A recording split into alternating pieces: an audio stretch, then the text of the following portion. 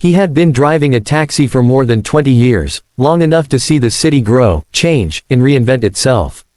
He had picked up all kinds of people, businessmen in a hurry, tourists with maps, tired workers heading home after long shifts. But nothing in all his years prepared him for the gentle, fragile voice he heard that late afternoon. When he pulled up to the address, he saw an elderly woman standing by the doorway. Her clothes were neat but old, her posture slightly bent, and her smile small but kind. She held a small suitcase, the kind that carried memories rather than belongings. As he stepped out of the taxi to help her, she looked at him with eyes that carried entire stories. "Could you take me to the hospice, please?" she asked softly. He nodded, placing her bag gently in the trunk. But as she settled into the back seat, she hesitated. Her hands trembled slightly as they clutched the edge of her cardigan. "Would it be all right," she whispered, "if we took the long way?" He glanced at her through the rearview mirror. "Of course. Any place in particular you'd like to go?" She smiled, a smile both tired and hopeful. "Yes, I'd like to see the city one last time." He didn't understand at first. But the quiet weight in her words told him this wasn't an ordinary request. Without saying a word, he reached over and turned off the meter. She noticed the gesture and her eyes softened. "Thank you," she said. He drove slowly, letting the city unfold before her like a storybook she hadn't opened in years. Their first stop was a small neighborhood street where children once played in the evenings. She looked out the window, whispering the name of her childhood friend.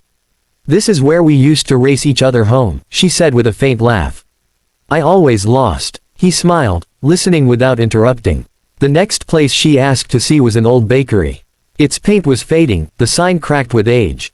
But her face lit up as if she were seeing it in its golden days. "My husband proposed to me right outside this bakery," she said. "He bought me a chocolate pastry and asked if I'd spend the rest of my life sharing sweet things with him." Her fingers drifted to her wedding ring, thin, worn, and full of love. They drove further, past the park where she used to take her children. She pointed out the swings where her son once scraped his knees, the pond where her daughter used to feed ducks. Her eyes glistened with memories she had tucked deep inside her heart. Then she asked him to drive toward the waterfront. The sun was beginning to set, painting the sky in soft shades of orange and pink. "This is where I used to walk every evening," she said. "I always believed that sunsets were God's way of telling us there is beauty even in endings."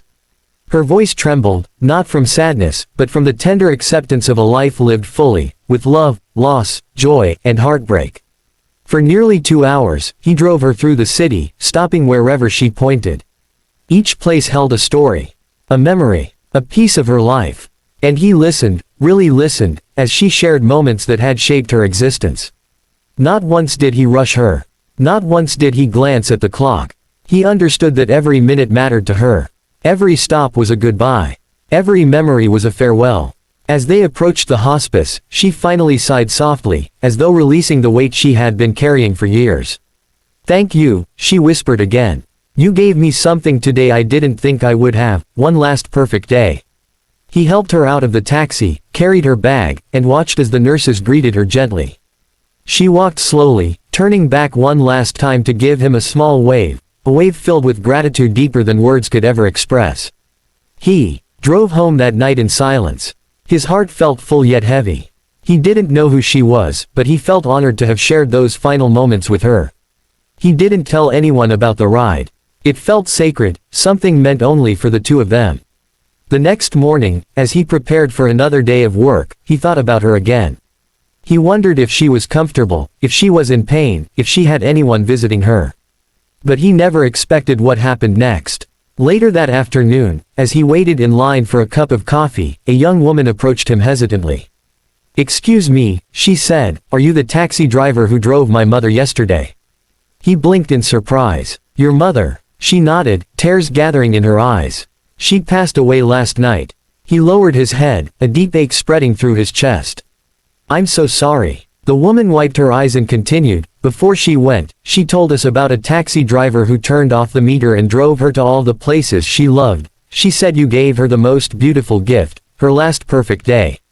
The driver felt his throat tighten. The daughter handed him a small envelope. "She wanted you to have this." Inside was a handwritten note. The handwriting was shaky but full of grace. "Thank you for giving me time, to remember, to feel, to say goodbye. You showed me that even strangers can hold a piece of our hearts. With love and gratitude. There was no money inside. No grand gift. Just words. Words that meant more to him than anything he had ever received in his life.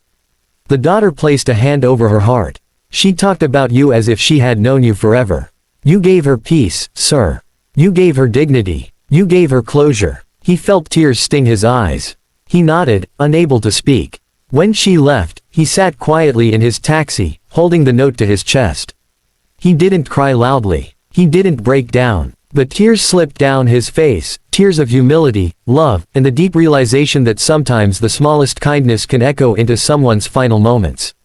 From that day on, he drove differently. He wasn't just a taxi driver anymore. He became someone who understood the value of slowing down, listening, and giving without expecting anything in return. Whenever he picked up an elderly passenger, he greeted them with extra warmth. When someone seemed lonely, he spoke kindly. When someone was lost in thought, he didn't disturb their silence. He simply let them be. And every time he passed the places he visited with her, the bakery, the park, the waterfront, he felt her presence. He remembered her stories, her laughter, her quiet acceptance of life's final chapter. Her ride had lasted only 2 hours, but her memory would stay with him forever. He often looked at the note she wrote, now kept safely in his wallet. It reminded him that life is fragile, time is precious, and kindness is a language that touches souls. Years later, when he retired, he still told the story to those who asked him about the most meaningful moment in his career. He always said the same thing. I once met a woman who taught me that goodbyes can be beautiful, if they're filled with love. And though he only knew her for a short time, she changed him. She reminded him that even a stranger's kindness can become a light in someone's final moments. Because sometimes, the greatest gift you can give is simply to be there.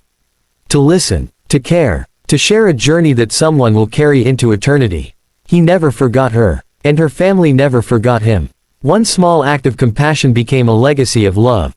All because he turned off the meter. And turned on his heart.